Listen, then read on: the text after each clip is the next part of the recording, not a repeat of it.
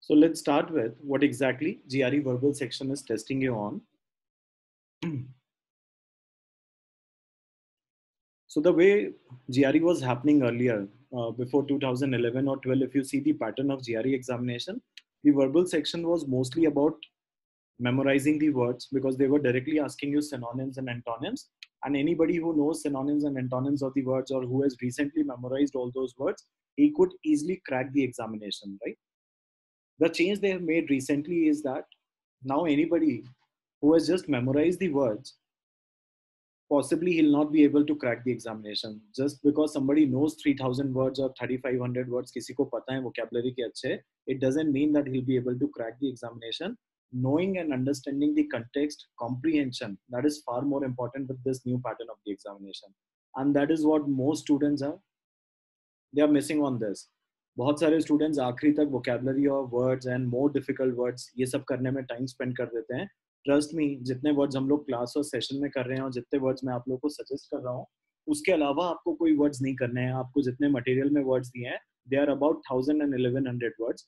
Those words actually, वो जो list create की गई है, that list has been created by taking feedback and inputs from a lot of students who have earlier appeared for their GRE examination and all the frequently asked words which were there on the examination that have been compiled in that list. तो आपकी जो basic, common, advanced थी category के words हैं, which you'll also find on Magoosh app, which is there on the Quizlet app, which we are right now, for our sessions we are referring to Quizlet app. You'll find all those words over there. तो आपको सिर्फ उतनी vocabulary करने की जरूरत है. Vocabulary करने का मतलब ये नहीं है कि सिर्फ हमें मीनिंग पता रहे. जो स्ट्रेस रहता है सारे सेशंस में हम लोगों का, वो क्या रहता है कि उन वर्ड्स को हम यूज कैसे कर रहे हैं, right? So one of the best sources, just let me share the sheet which I have uploaded in your study material. Just a moment.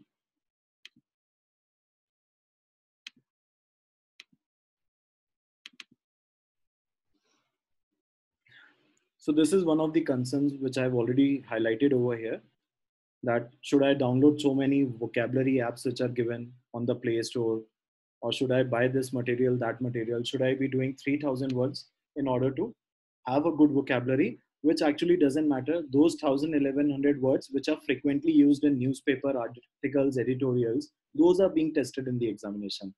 GRE has actually moved out from the obscure vocabulary. पहले वाली जो vocabulary GRE में आती थी, उनका stress बहुत ज़्यादा obscure vocabulary पे होता था. Obscure vocabulary is that kind of words, those kind of words which are actually not frequently used.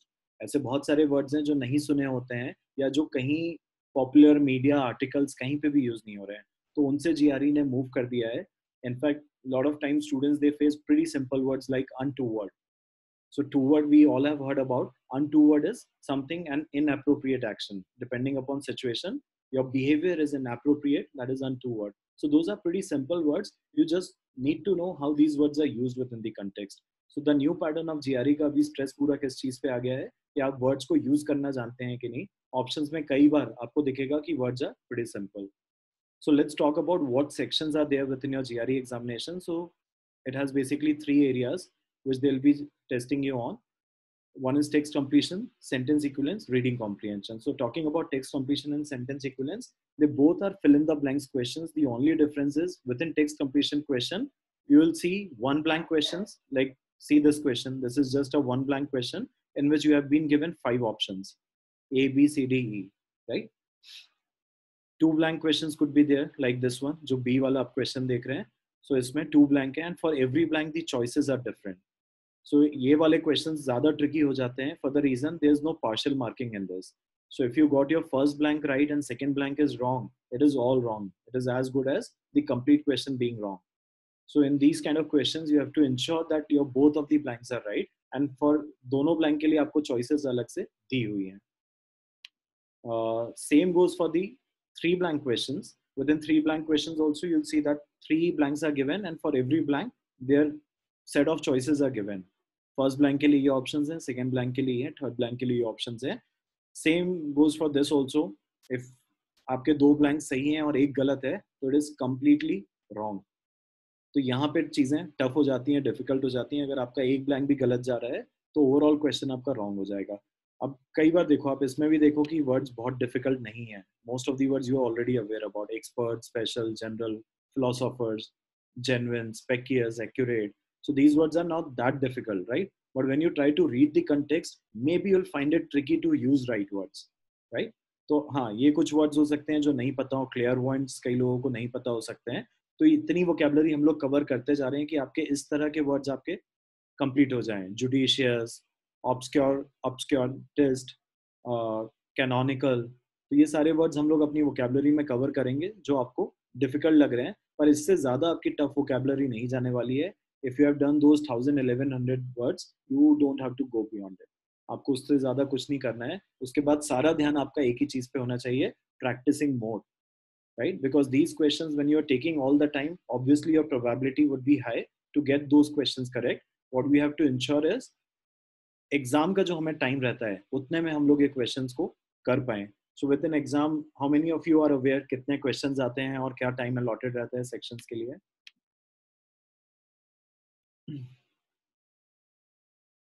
Reading comprehension है समृद्धि. Sorry, I missed your question that time.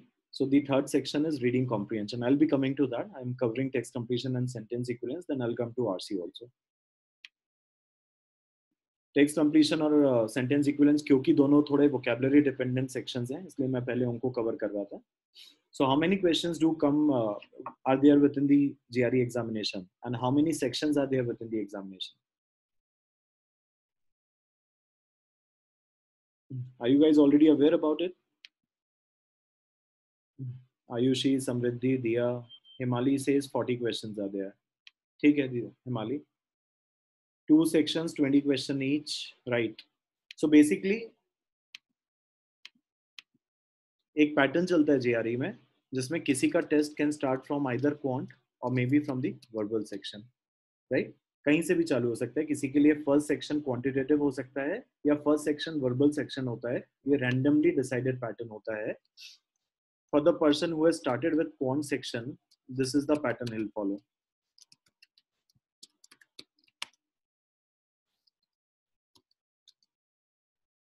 So quant, verbal, and quant. So the person who has started with a quant section will be facing 3 quant section and 2 verbal section. For the students who will start with verbal section, for you, the pattern will go like this.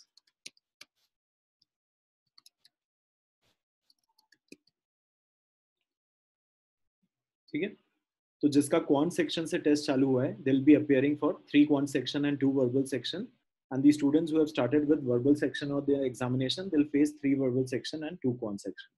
So obviously ऐसा नहीं है कि किसी का quant ज़्यादा attempt किया है तो उसके लिए डिफिकल्टी बढ़ गई, या वर्बल जिसने 3 अटेम्प्ट किए हैं उसके लिए डिफिकल्टी बढ़ गई है. जहाँ पे भी एक्स्ट्रा सेक्शन आ रहा है, there is no certainty about it. For every student this pattern is very random, right? There is no probability or something which can decide this. For everybody the system chooses it randomly कि हमें कौन से देना है कि verbal section से देना है. तो ऐसा कुछ मोर लाइकली कभी नहीं बता सकते हैं, ठीक है? पर इसमें देखो ऐसा नहीं कि किसी के लिए भी डिसएडवांटेज है दिया. The thing is that the student who is appearing for 3 quant section, for them one of the quant section is the experimental one. It's just that you will not be aware about it. Maybe your first quant or second quant or the third quant section is an experimental one, which means the experimental section is not taken into consideration. उसकी scoring ही नहीं होती है. अगर आपने वो बहुत खराब भी परफॉर्म किया या बहुत अच्छा भी परफॉर्म किया है तो उसके स्कोर्स कंसिडर नहीं करते हैं ये लोग. आपके 2 ही कौन सेक्शन को कंसिडर किया जाएगा, पर आपको पता नहीं चलता है टेस्ट देते टाइम कि आपका कौन सा कौन सेक्शन एक्सपेरिमेंटल है. So you have to take every section diligently. You have to appear for every section diligently. You have to make sure कि वो नॉन एक्सपेरिमेंटल है, यही सोच के आपको अपीयर करना है. पर इसमें से 2 ही कौन सेक्शन आपके कंसिडर होने वाले हैं. थर्ड कौन सेक्शन जो भी एक्सपेरिमेंटल होगा वो they are keeping it for their database. With that they are able to enrich their database. They are able to use those questions for future students who will be appearing for the examination. कि उनको समझ आ जाता है कि इस तरह के questions कितने students के लिए difficult रहे, how many students were able to get it right. So all those experimental questions they want to keep it in within the experimental section, just to see how students have performed on those questions. And later on, क्योंकि आपको पता होगा GRE जो है adaptive है, sectional adaptive test है, not question adaptive, but it is a sectional adaptive test. So I'll come to that also, what exactly is sectional adaptive. And same thing goes for the students who will be appearing, who will start with verbal section. For them 3 verbal sections would be there and one of them would be experimental. Right. Again आपको पता नहीं होगा कौन सा experimental है, आपको सारे sections उतने डिलीजेंस के साथ देना है। वो जो एक्सपेरिमेंटल सेक्शन होगा उसके क्वेश्चंस वो लोग अपने डेटाबेस के लिए आगे यूज करने वाले हैं।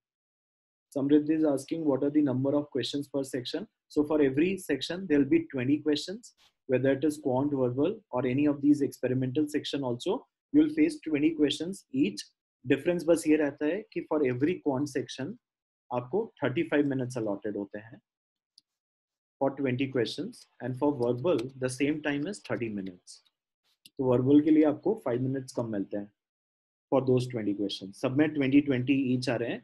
That means 100 क्वेश्चंस हर कोई अपेयर करने वाला है, जिसमें अगर आपका कौन से टेस्ट चालू हुआ है तो 60 क्वेश्चंस फ्रॉम कौन and 40 questions you will B appearing in total for verbal. And जिसका ये वाला पैटर्न चलेगा, वर्बल से टेस्ट स्टार्ट होगा, दे will be getting 60 questions from verbal and 40 questions from the quantitative area.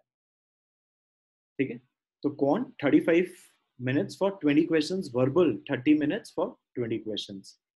So time देखोगे आप बहुत कम रहता है। अभी हम लोग जब डिस्कस करते हैं अपनी शीट तो we take lot of time, I give you enough time to read those questions and we discuss it. So ये टाइम अभी बहुत रहता है जो कि आपको एग्जाम में नहीं मिलेगा। दैट मीन्स अगर 20 questions you have to do in 30 minutes, so on an average आपको कितना टाइम मिल रहा है एक क्वेश्चन के लिए?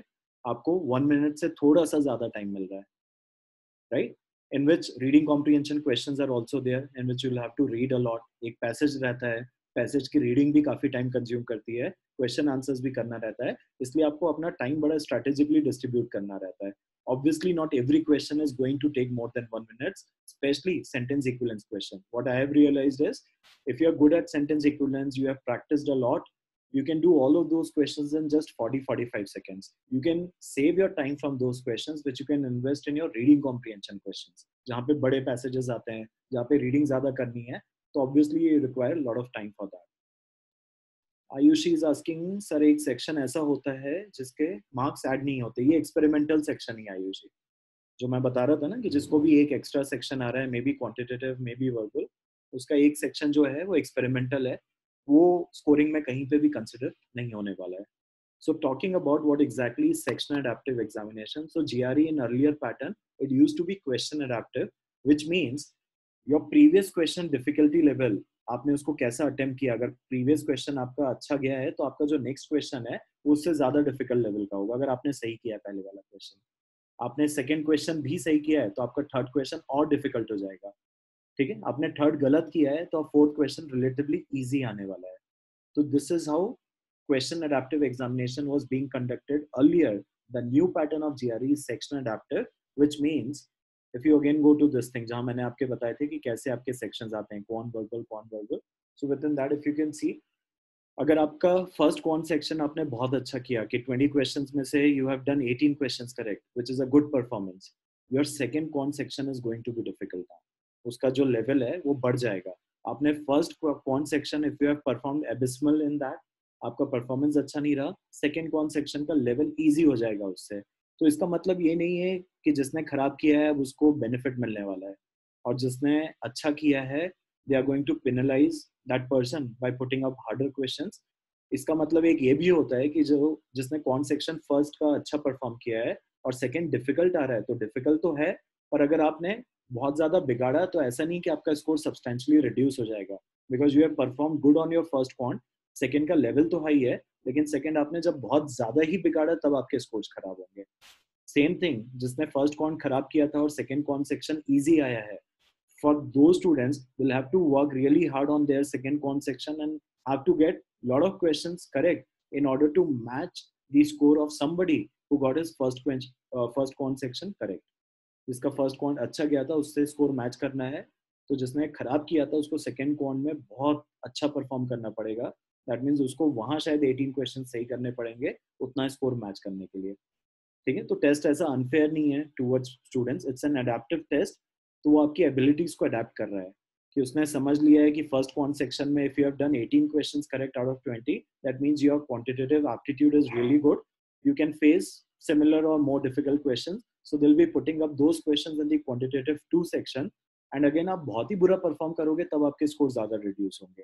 तो इसमें कुछ डरने वाली बात नहीं है। Same goes for the verbal section also, verbal is also section adaptive, that means your first verbal section will decide the difficulty level of your second verbal. Accordingly, your scores will go up and down.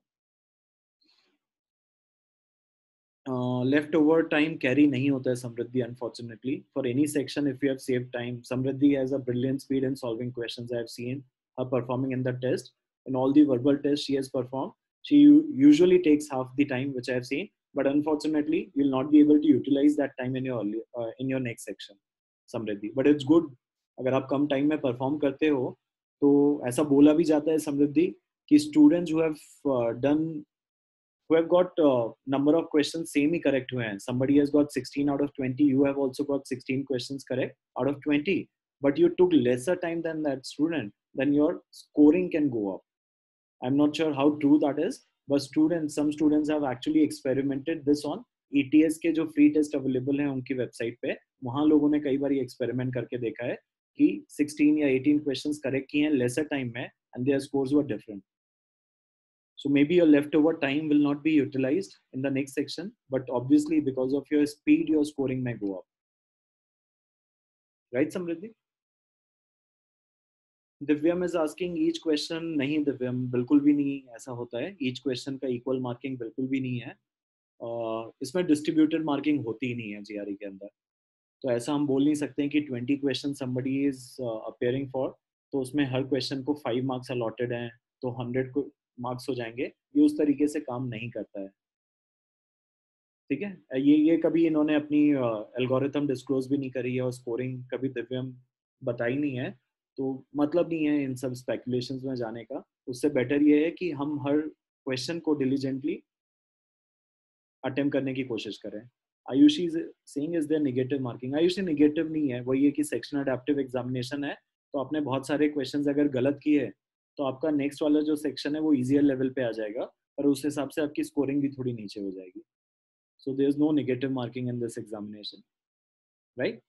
तो आप लोग ये दो चीज समझ गए होंगे, right, कि कितने सेक्शंस आते हैं इस एग्जामिनेशन में, how many number of questions are there and what is the time which is allotted for every section.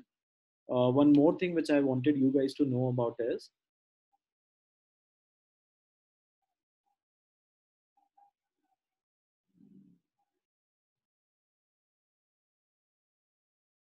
just a moment.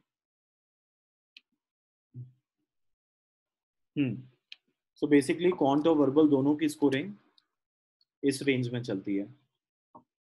दोनों ही सेक्शंस का जो टोटल स्कोर आएगा आपका, आपने जितने भी क्वांट अटेम्प्ट किया और जितने भी वर्बल सेक्शंस अटेम्प्ट किए, उनकी एक स्केल स्कोरिंग ये लोग निकालते हैं. वो स्केल स्कोरिंग का भी mechanism they have never disclosed. Like Divyam was asking क्या है, हर क्वेश्चन का कुछ नंबर या मार्क्स होते हैं, तो they have not disclosed it. But मैं आपको एक अपना रफ एस्टिमेट बता देता हूँ, क्योंकि 40 क्वेश्चंस को ही स्कोर किया जाता है वर्बल और क्वांट में, राइट. एक्सपेरिमेंटल को तो वो लेते नहीं है कंसिडरेशन में, ऑल्दो आपको अपीयर करना पड़ता है. तो 40 क्वेश्चंस में से ही आपका स्कोर निकल रहा है, 40 क्वांट एंड 40 वर्बल में से निकल रहा है. तो यूजुअली 170 टाइप का क्वांट में स्कोर लाने के लिए you have to get at least 36 to 37 questions correct. If you want to score full on your quant section, this should be your accuracy level. So if you can get 37 questions, 37 या 38 questions भी आपके correct जाएंगे, तो आप 170 का score आपके लिए achievable हो सकता है.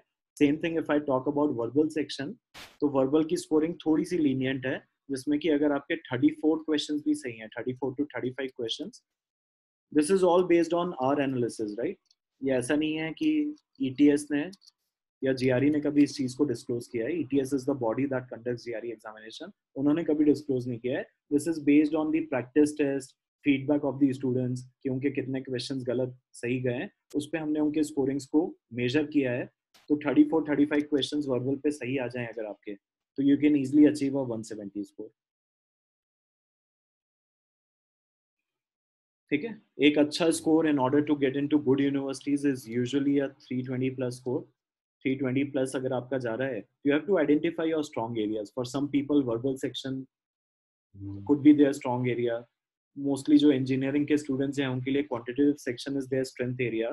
तो आप अपने स्ट्रेंथ एरिया को इतना इंश्योर करो कि वहाँ पे आप अपना स्कोर मैक्सिमाइज कर सको. वहाँ पे आप 170 तक पॉइंट ले जाने की कोशिश करो. एंड वर्बल अगर आपको लग रहा है कि if your verbal is not so strong, at least आप ट्राई करो कि वहाँ पे भी आपका 150 प्लस चला जाए.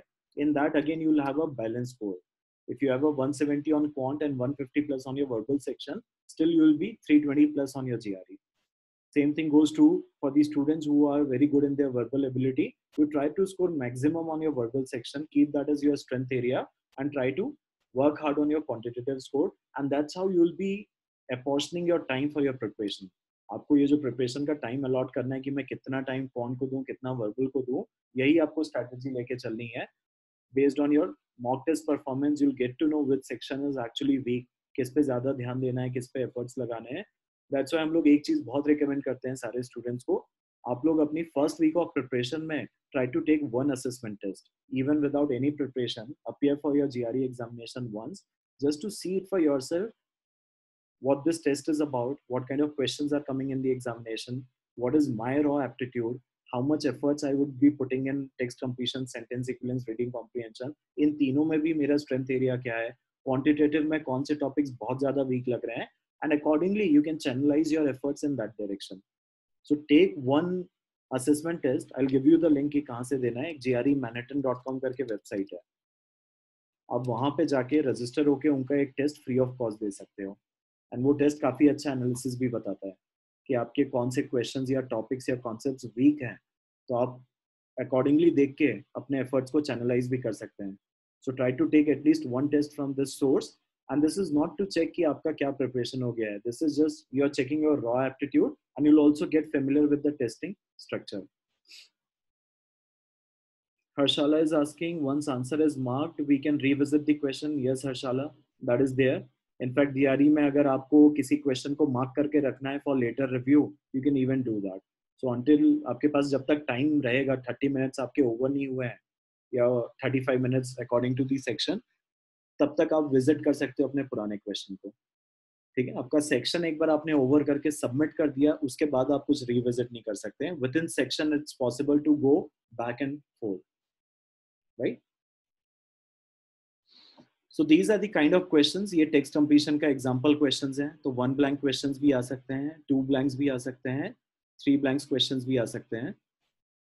And as I said, for all of these questions, हर blank के लिए different options दिए हुए हैं, and all options you have to get it correct. दिव्यम आते हैं, AW पे भी आते हैं. फर्स्ट इसको कवर कर लें, फिर आगे चलते हैं. सो मैंने इसमें काफ़ी सारी इन्फॉर्मेशन यहाँ पे डाली हुई है कि GRE सिर्फ वर्ड्स रटने जैसा नहीं है. 5000 प्लस वर्ड्स मेमोराइज आप कर लो. This is not what your examination is checking you on. Through kind of vocabulary they are not testing. इस तरह के आर्किन या ऑब्सक्योर वोकैबुलरी जो है, पल्क्रिट्यूडिनस, रोडोमोंटे, ये सब वो चेक नहीं कर रहे हैं. इस तरह के डिफिकल्ट वर्ड्स चेक नहीं कर रहे हैं. सो ऑब्वियसली एवरीडे यूसेज वाले जो वर्ड्स हैं उनको ज़्यादा चेक किया जा रहा है, प्लस उनके यूसेज पे बहुत स्ट्रेस है. तो यहाँ पे मैंने एक एग्जांपल भी यूसेज पे दिया हुआ है कि कैसे यूसेज पे उनका स्ट्रेस रहता है. तो इसको जब भी आप फ्री हो, एक बार try to read this verbal guide. इसमें मैंने ये सब चीज़ें एक्सप्लेन करी हुई है. ठीक है, let's come to reading comprehension section. So RC, आपने बचपन से अभी तक बहुत सारे अनसीन पैसेजेस देखे होंगे, राइट. तो उसी तरह के यहाँ पे भी आपको एग्जाम में पैसेजेस आएंगे. इस जस्ट जो ये पैसेज का लैंग्वेज है, डिफिकल्टी लेवल है, वो थोड़ा सा कॉम्प्लेक्स होगा. And passages would be coming from very different areas which you do not read often.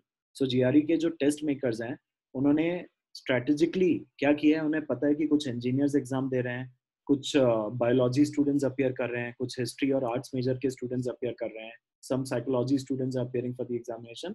So accordingly, they've created the content of the test in such a way that certain kind of audience would find it difficult to read certain kind of study material.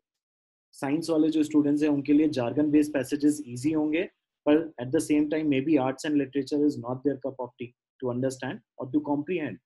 Same goes for somebody who has taken a liberal arts coursework or literature. For them, the arts and literature kind of passages would be easy to comprehend. The other technical and jargon based passages might be difficult to understand. So they have designed passages according to every student, and that's how within your examination you will see passages coming from all of these areas: humanity, science, history. All of these passages would be coming. तो आपको करना क्या चाहिए? देखो, बहुत सारे लोगों की रीडिंग हैबिट्स तो होती हैं. सबने या तो अपनी टेक्स्ट बुक रीडिंग काफ़ी करी होगी, या maybe you are into novel reading or these kind of article reading. पर अभी तक की जो रीडिंग है वो बड़ी इंटरेस्ट ड्रिवन रीडिंग है. इंटरेस्ट ड्रिवन का मतलब क्या है कि जब हमें कुछ अच्छा लगता है तभी हम उसको पढ़ते हैं, हमारा इंटरेस्ट होता है तभी हम पढ़ते हैं. हम आउट ऑफ इंटरेस्ट कुछ नहीं पढ़ते हैं अभी तक. And that's where the problem lies. You have to start reading something which you do not do often. So you have to start reading from the material and sources जहाँ से आप पढ़ते नहीं है या जनरली आप उसको अवॉइड कर देते थे. Maybe you do not like literature, maybe you do not like humanity related articles and passages, so you tend to avoid those things. From now you have to embrace it, you have to learn more about it. So this is what I have explained over here.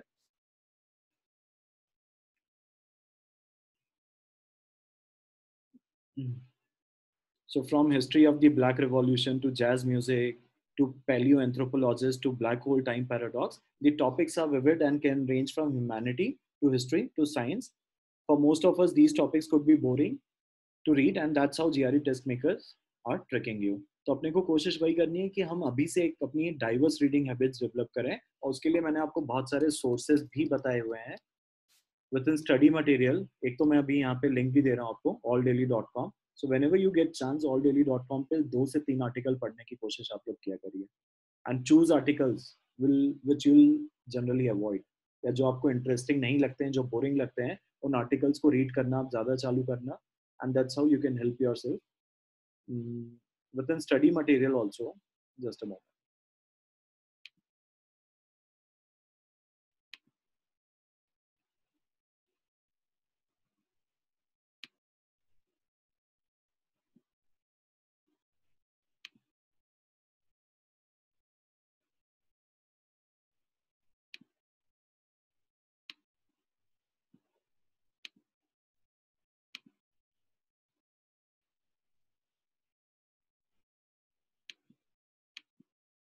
So आपकी app पे भी study material uploaded है, and some students were finding it difficult to download from there, so you can even use the Google link.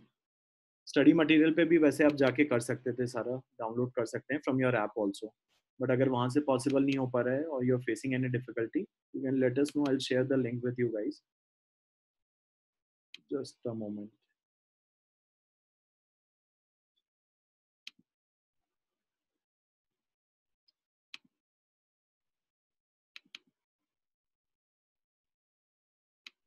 So this is basically your study material, the folder which I have shared with you guys within your app. इसमें आपका analytical writing aspect, quantitative and verbal section, ये सारे aspects आ जाते हैं. So I will explain the verbal section for now. So यहाँ पे आपका सारा मटेरियल है. इसमें मैंने एक वोकैब इन कॉन्टेक्स्ट का एक फाइल है जो अपलोड करी हुई है. इसको एक बार आप पढ़िएगा. तो इस तरह के आर्टिकल्स पढ़िए जहाँ पे अच्छी वोकैबलरी है, and vocabulary in the context पढ़ने की कोशिश किया करिए, which means that do not directly jump to your dictionary or to online sources to look for these words. Try to gauge a meaning from the context itself. कि अगर ये शायद लिखा है और शायद का मीनिंग आपको अभी तक पता नहीं है, तो शायद is something negative or positive, उसको सोचने की कोशिश करिए just by reading the context. So if you remember we did incongruity in the last session, जो हम लोगों ने यस्टरडे किया था वोकैबुलरी का, तो उसमें इनकॉन्ग्रुइटी करके मैंने आपको बताया था वर्ड. तो ठीक है, अगर आपको नहीं भी पता होता तो आप थोड़ा सा कंटेक्स्ट को पढ़ पढ़ के अपनी वोकैबुलरी समझने की कोशिश करिए. Try to make good guesses कि ये वर्ड क्यों यूज हुआ होगा, पॉजिटिव या नेगेटिव सेंस में. Once you have finished your article, then is the right time to pick up dictionary and see if your guesses were close or not. Right? तो इस तरह के आर्टिकल्स उठा के पढ़िए. जस्ट एग्जाम्पल आर्टिकल है जिसको आप पढ़ सकते हैं. बिसाइड्स मैंने बहुत सारे आर्टिकल्स की लिंक्स यहाँ पे दे दी हैं जिसको आप उठा सकते हैं, and they are coming from philosophy, sociology, psychology, different stream and discipline से निकले हुए आर्टिकल्स हैं. कुछ सजेस्टेड सोर्सेज भी बताए हुए हैं कि इस तरह की मैगजीन्स हैं, इनके ट्विटर पे आप इनको फॉलो कर सकते हैं, और वहाँ पे बहुत सारे पुराने आर्टिकल्स की लिंक मिल जाएगी. आपको ज़रूरी नहीं है कि उनके रिसेंट आर्टिकल्स पढ़ने हैं, क्योंकि इसमें कई सारे न्यूज़पेपर एंड आर्टिकल्स जो ऑनलाइन है. For example New York Times, they are not free of cost, they charge you a subscription fee for that. Do not pay it, expensive होते हैं. आप चाहो तो इनके पुराने आर्टिकल्स इनके ट्विटर पे you can follow, and you can open the articles from there. Social sciences के लिए ये अच्छे सोर्सेज हैं आर्टिकल्स पढ़ने के लिए. नेचुरल साइंसेस के लिए ये आर्टिकल्स अच्छे हैं. ह्यूमैनिटी के बारे में पढ़ना है तो these articles are good. Every day, make it a habit of reading 3 to 4 articles, and you'll benefit yourself in multiple ways. One is you'll be improving upon your comprehension. Second thing, all the vocabulary that we are doing in class, you'll actually see those words being used in these articles. आपको दिखने लगेगा. आप जो अभी मैं just the students who have started their classes 10-15 days back, आपको बहुत सारे आर्टिकल के अंदर वर्ड्स दिख जाएंगे जो हम लोगों ने क्लास में डिस्कस किए हैं या कवर किए हैं. Canard is there, plausible is there, तो इस तरह के आपको दिखेंगे। तो ये एक और चीज में आपको हेल्प करता है, आपकी वोकेबलरी रिकॉल हो रही है, आप रिटेन कर पा रहे हो उनके मीनिंग्स जस्ट बाय रीडिंग। हो सकता है आप भूल गए थे पहली बार मीनिंग कैनाड का, बट पढ़ के शायद आपको वापस से याद आ जाए। तो इसलिए ये सब रीडिंग आपको हेल्प करने वाली है। तो एक तो आपका comprehension, second vocabulary, third it also contributes to your intellectual ability when you're explaining yourself, और आपको कोई डिस्कशन में पार्टिसिपेट करना है, तो you will have lot of ideas to talk about. आपके राइटिंग में भी पार्ट होगा, आपकी कॉलेज और एकेडमिक लाइफ पे भी आप जब जाएंगे तो आपका ये सारा नॉलेज जो आप रीडिंग से ला रहे हैं ये सब हेल्प करेगा। ठीक है, तो make it a habit of reading more of non fiction material. Fiction तो बहुत लोग पढ़ते हैं, स्टोरीज, नॉवेल्स और आर्टिकल्स उस तरह के, लेकिन हमें अब नॉन फिक्शन पे ज्यादा स्ट्रेस करना है, और इस तरह के आर्टिकल्स और एंड सोर्सेज से आप पढ़ने की कोशिश करो। This is already shared with you guys in your study material.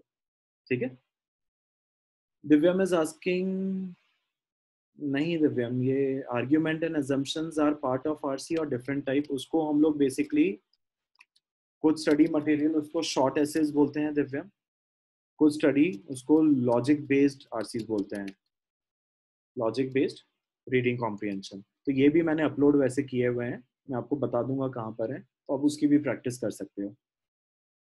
ठीक है, इसके भी सेशन में लूंगा दिव्यम, ये बेसिकली रीजनिंग पे डिपेंड करते हैं। आर्ग्यूमेंट और assumptions जो हैं इनके लिए एक रीजनिंग क्लास होती है जो मैं लेता हूँ, जिसपे ये सब एक्सप्लेन करूंगा कि कैसे आपको assumptions आइडेंटिफाई करना है, किसी आर्ग्यूमेंट को स्ट्रेंथन और वीकन कैसे करना है।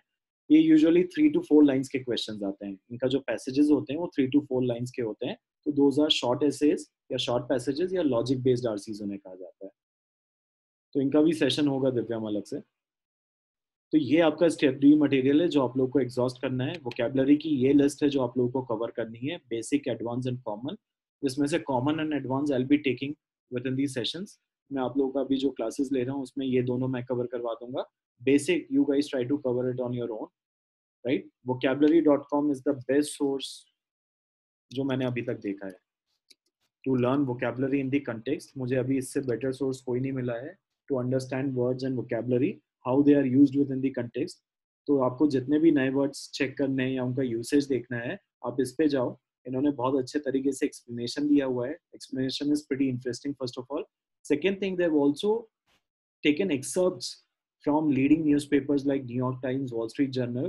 तो कोई कैनाड जैसे वर्ड आया है तो कैनाड वॉल स्ट्रीट जर्नल ने कैसे यूज किया था। Canard is basically a rumour about you, an unfounded or baseless rumour to malign your image, that is a canard. So जो ये कैनाड्स हैं उसको उन्होंने कंटेक्स्ट में कैसे यूज किया, मीनिंग तो आप समझ गए, पर उसको अब यूज कैसे किया जाता है ये आपको vocabulary.com बहुत ज्यादा ट्रेन करेगा। तो आप वहां पे ये सारे वर्ड सर्च कर सकते हैं। ठीक है, बाकी करने, trust me, you don't have to pick all those material which is available in the market.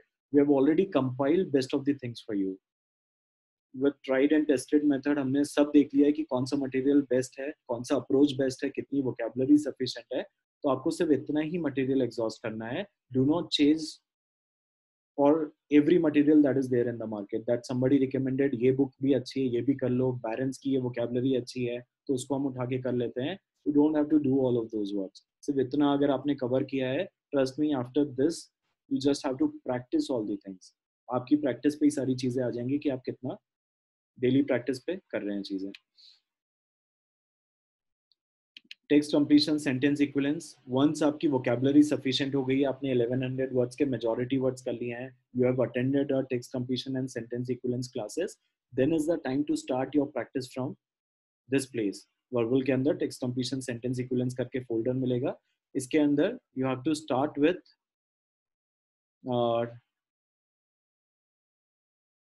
Strategy guide. अगर आपको पढ़ना है तो आप पढ़ सकते हैं, otherwise you can start with 1000 practice question. Just a moment,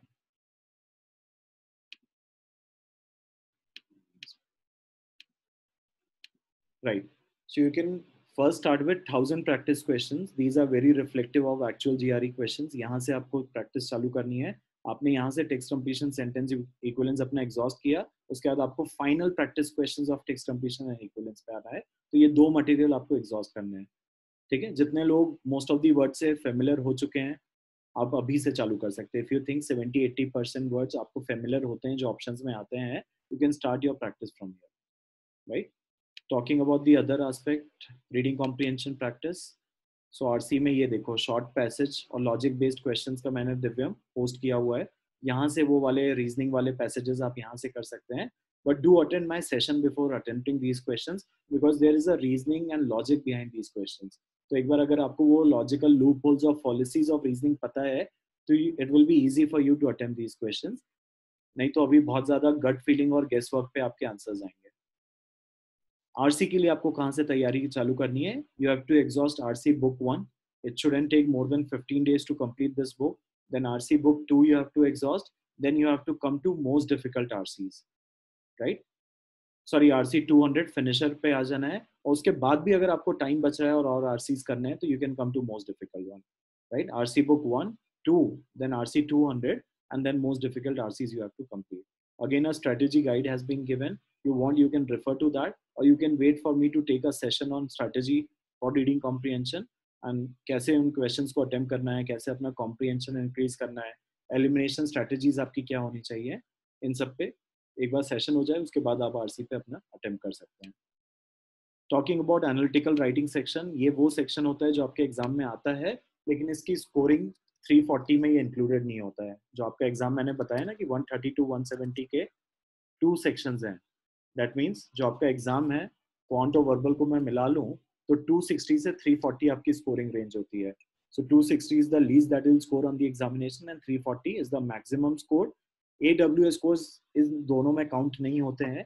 AWS scores out of 6 अलग से स्कोरिंग होती है। ये बेसिकली आपकी राइटिंग को एनालाइज किया जा रहा है कि आप आर्ग्यूमेंट्स पढ़ के are you able to deduce policies and those arguments. एक आर्ग्यूमेंट सेक्शन आता है और एक इशू आता है, तो इशू पे आपको एग्री और डिसएग्री करने के लिए दिया जाता है। तो इस पे basically they are seeing your writing skills, your maturity of thoughts and how well you can frame your ideas into a good argument and issue. So that is what they are looking at. These scores are used in admission process. Specifically, if you are targeting courses जहाँ पे verbal score पे बहुत stress होता है, आप लोगों को कोशिश करनी है कि आप AWM में अच्छा स्कोर लाएं। अच्छा score is 4.5, and if you are aiming for all the good and top ranked universities, mostly target a 4 AWS score. 3 तो minimum आना ही चाहिए for any university. Samriddhi quant और वर्बल को मिला लोगे तो टोटल स्कोर 260 से 340 के बीच आ जाएगा ना। 130 का क्वांट है, 130 का वर्बल है, सो ली स्कोर क्या हो गया, दोनों को कंबाइन करें 260 हो गया, and the maximum score is 340।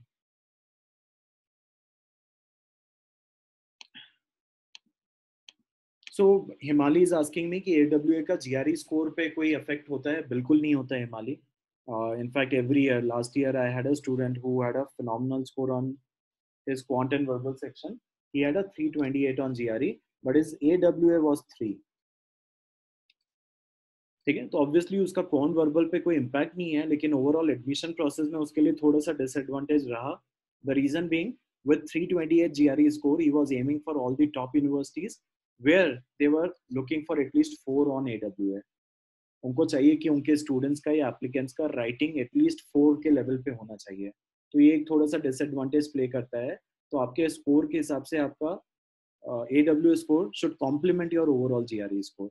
बहुत ही कम स्कोर होना अच्छा नहीं होता है। With 328 if you have 3 AWA, so that is not justified, right? Because the kind of universities you would be targeting with a 328 score, they'll be looking at good AWA score. So अच्छा है कि अगर आपका, क्योंकि ये बहुत सारी universities thesis और रिसर्च प्रोग्राम्स कंडक्ट करती हैं, इनके यहाँ पे काफ़ी कुछ रिटर्न वाला काम बहुत ज़्यादा होता है, इसलिए वो ये भी देखना चाह रही हैं कि जो आपका राइटिंग स्कोर है, with that score would you be able to take all that course load, thesis work, research work within their university? Will you be able to write those kind of thesis? क्योंकि ये thesis 50 pages 60 pages के research work होते हैं, तो उतनी आपकी writing maturity है कि नहीं, ये सब चेक कर रहे हैं आपके AWA स्कोर से। दिव्यम, जब मैं AWA का क्लास लूंगा ना सेक्शन का, तो उसमें ये सब बता दूंगा, लिमिट ऑफ राइटिंग कितना है, वर्ड्स कितने रहते हैं। When I take a class on that, I will explain everything comprehensively, right? So this is about your verbal section. आपके जो 3 सेक्शंस आते हैं, reading comprehension, text completion and sentence equivalence, ये तीनों सेक्शंस रहते हैं आपके एग्जाम में। इन सब की स्ट्रेटेजी की क्लास आपकी होगी, इन सब के प्रैक्टिस सेशंस मैं आपको करवाऊंगा। इनफैक्ट रीडिंग कॉम्प्रिहेंशन के सेशन के बाद मैं आपको अलग अलग तरह के RCs पे क्या क्या स्ट्रेटेजी रखनी चाहिए, वो सारी चीज़ें हम लोग क्लास में एक्सप्लेन करते हैं। फॉर डिफरेंट आरसीज क्या अप्रोच होना चाहिए, ह्यूमैनिटी और आर्ट्स के आरसीज पे क्या होगा, साइंस और जार्गन बेस्ड आरसीज पे क्या होगा, ये सारी स्ट्रेटेजीज हम लोग डिस्कस करते हैं क्लास में. Then we solve questions from those areas, different passages हर सेशन में पिक करते हैं. And same goes for text completion and sentence equivalence.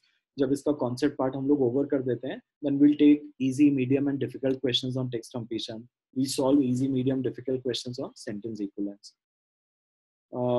They are very soon. Once I have taken an AWA class, every week try to write one argument and one issue.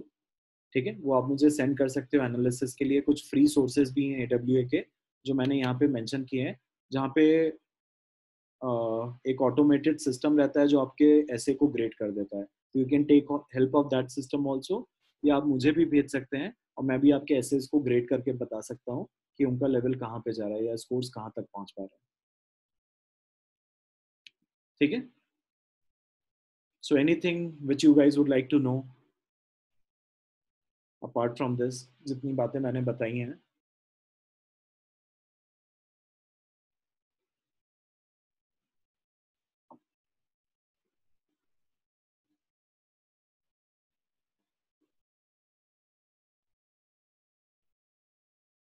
कोई भी आपके question हो आप पूछ सकते हो.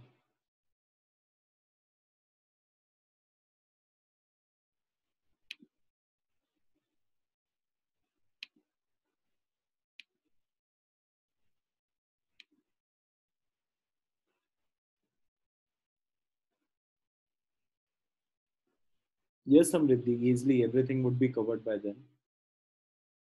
ठीक है. नेक्स्ट डे देखो टेक्स्ट कंप्लीशन का क्लास होने वाला है, इसके बाद देन रीडिंग कॉम्प्रिहेंशन होगा, तो by August then things would be completed. Ishika is asking if some of the words meanings are not familiar, then what should be done in text completion while practicing? Is it okay to Google if 2-3 words are not familiar? Do not do that approach, Ishika. इसमें क्या एक dependency हम बढ़ा रहे हैं और हमारी question की एक्यूरेसी भी हम फिर मेजर नहीं कर रहे हैं. For example 10 questions you have attempted and उसमें से 2-3 क्वेश्चन में डिफिकल्ट वर्ड्स के आपने ऑप्शंस देख लिए, गूगल कर लिया उनके मीनिंग, और उसके बाद आपका सही गया है वो क्वेश्चन, तो obviously it was not because of our ability. We have Google those words and because of that we have got those questions correct. So it's not a right approach. आप भले टेस्ट कंप्लीट कर लो, अपने best guess मार के आप देख लो कि कौन से वर्ड्स हैं जो आप खुद ही फिट कर पा रहे हैं या ऑप्शंस जितने पता है उससे आप कर पा रहे हैं. And then once you are done with your test, that is the time you can go to Google and you can look for those words. Ishan is asking how much duration vocabulary list should be completed by a student. Ishan, मैं तो 1 month बोलता हूँ usually कि within 1 month or so you should be done with all of these words. कि एक महीने के अंदर आपकी ये सब vocabulary complete हो जानी चाहिए. बस students usually मैंने देखा stretch कर देते हैं, pile up होने देते हैं words को, 2 months भी लगा देते हैं. Some people they are doing it from 3 months also. But I think 1 month is more than sufficient. आप 30 words in a day की भी capacity रखते हो, which I think is doable. अगर उतना भी आप रखते हो, you can easily complete all of these words. मैंने नीचे आप लोगों को वो भी बताया approach to study क्या रहना चाहिए. So you should be devoting at least 25-30 hours every week for your preparation, right? And this should be your approach. 25-30 new words every day with usage and retention of old words. 6 to 7 reading comprehension passages every day with a thorough analysis. 20 text completion and 20 sentence equivalence questions each. दोनों का 20 and 20 you have to complete. So this should be your approach. इस frequency को आप बढ़ा सकते हैं अगर आपको लग रहा है आपके पास और टाइम है और आप और प्रैक्टिस को डिवोट कर सकते हैं. You can increase the intensity of your practice, but this should be your approach besides the supplemental reading material which I have recommended. वो भी आपको करना है, साथ में ये अप्रोच लेकर चलना है. For 2 months if you follow all of these things, trust me, you will score very well on your verbal section. बहुत सारे लोग सिर्फ डिले करते हैं चीज़ों को. ये एग्जाम बिल्कुल डिफिकल्ट नहीं है अगर आप इतने वर्ड्स और इतनी प्रैक्टिस सफिशिएंट देते हैं. It's all mathematical. Devote 25-30 hours every week, exhaust all of these practice material. Trust me, you will score well on your verbal section. A lot of people I have seen, students को मैंने हर साल देखा है कि आराम से vocabulary कर रहे हैं, खूब सारा टाइम ले रहे हैं, एक महीने के लिए वर्ड्स पढ़ना भूल गए या छोड़ दिया तो सारे वर्ड्स उनका रिकॉल खत्म हो जाता है. ये एग्जाम ऐसा है कि 2-3 months में आप मोमेंटम डेवलप करो and take your examination, right? And you should be taking at least 15 mock test before your actual examination. उसका भी मैंने आपको बता दिया क्या पैटर्न होना चाहिए. After 1 month preparation, start taking mock test at regular intervals once every week. And after 2 months start taking 2 tests every week. हर टेस्ट का एनालिसिस बहुत जरूरी है. सिर्फ टेस्ट अपीयर करना सफिशिएंट नहीं होता है. उस टेस्ट में what has gone wrong, how you I can improve upon them. मेरा सेंटेंस इक्विलेंस में कैसे अच्छा करूं, या टेक्स्ट कंप्लीशन में what is my problem area. Is it about understanding the context, is it about words or vocabulary. Reading comprehension में what are the kind of passages or questions I am getting it wrong. So ये analysis आपको बहुत help करने वाला है. आप इसको जितना फ्रिक्वेंटली करोगे उतना it will set reminders in your head that this is what I am doing wrong and this is how I can bring change into my approach. Somebody is asking what should be the timeline for the fall 21 GRE test date admission process.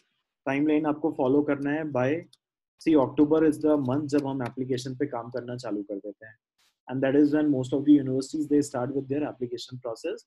So early applications अगर डालने की इच्छा है तो आप लोगों को कोशिश करना है कि अक्टूबर में एप्लीकेशंस अगर हमें करना है तो मिड ऑफ अक्टूबर तक आप अपना जीआरई और आइल्स दोनों को एग्जॉस्ट करने की कोशिश करो. वैसे स्टूडेंट्स 31 दिसंबर तक मोस्ट ऑफ द यूनिवर्सिटीज अपनी अर्ली एप्लीकेशंस को ऑन रखती हैं या सेकेंड राउंड ऑफ एप्लीकेशंस चल रहा होता है.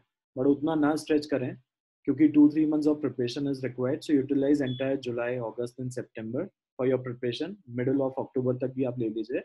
And by October end, we'll be putting up the applications for the universities, which you can do it simultaneously with your preparation. Along with your preparation, आप parallel अपनी application process को भी चालू कर सकते हैं. Getting done with all those documents like statement of purpose, letter of recommendation, resume, transcripts, all of the components which are required for your application process, you can be done with those things along with your GRE prep. So somebody who wants to take more time also, October से ज़्यादा stretch करना है, तो आप ensure ये करो कि आपके एप्लीकेशन के कंपोनेंट्स रेडी हो जाएं. क्योंकि अगर आप नवंबर-दिसंबर तक अपनी प्रिपरेशन कंप्लीट करोगे और एग्जाम के लिए अपियर होगे, उसके बाद आप एप्लीकेशन प्रोसेस पे आओगे, तो it will take another 1 month or so to complete those things. So it's better to run those things, to do those things simultaneously. Any other questions you guys have?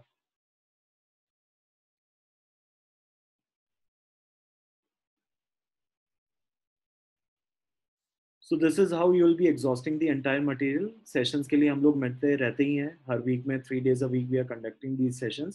You can ask any of the queries जो अभी आप नहीं पूछ पाए उन sessions में you can ask. Himali is asking when should start doing RC and sentence completion along with vocabulary. RCE के लिए आप लोग रुक जाना Himali, especially the students who have recently joined the classes who haven't attended the reading comprehension class. Please wait for me to take a session on that. क्योंकि reading का एक approach होता है जो डेवलप करना है. Most of us we read the passages word by word. सबका reading का style, most of the students का, आई एम नॉट सेइंग कि ऑल है, कुछ लोगों की रीडिंग मैच्योरिटी अच्छी भी होती है, but for most of them I have seen कि रीडिंग का जो पैटर्न है वो ऐसा है, वर्ड बाय वर्ड है कि okay I got a good overview. This is how people generally read. With in GRE you have to actually get gist of the passage, and your reading style is actually more of skimming style in which you are extracting the most important aspects from your passage, creating highlight of everything, and that's how you come to the question answer. Because exam में इतना time नहीं है कि आप word by word details लो, इतना सारा information consume करो, then go to the question answer. तो उसका एक बार अप्रोच मैं बता दूं Himali, then you come to that.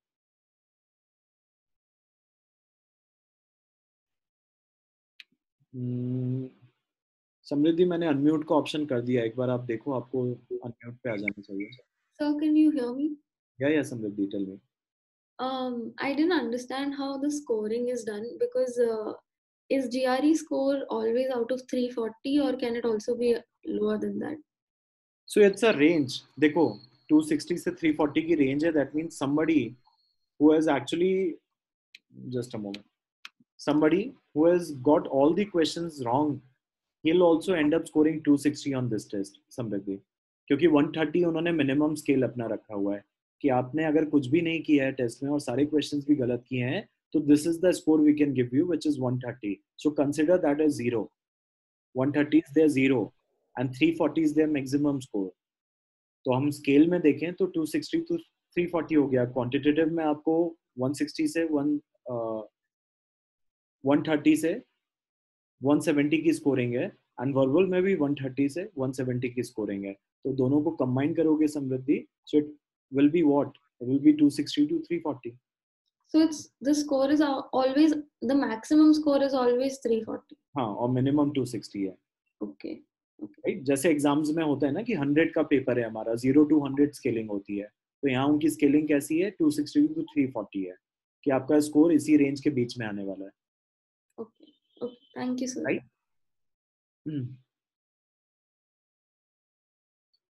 Any other question you would like to ask? You can use your mic to ask the question. I have actually given the option to unmute. You can unmute it on your own and you can ask those questions.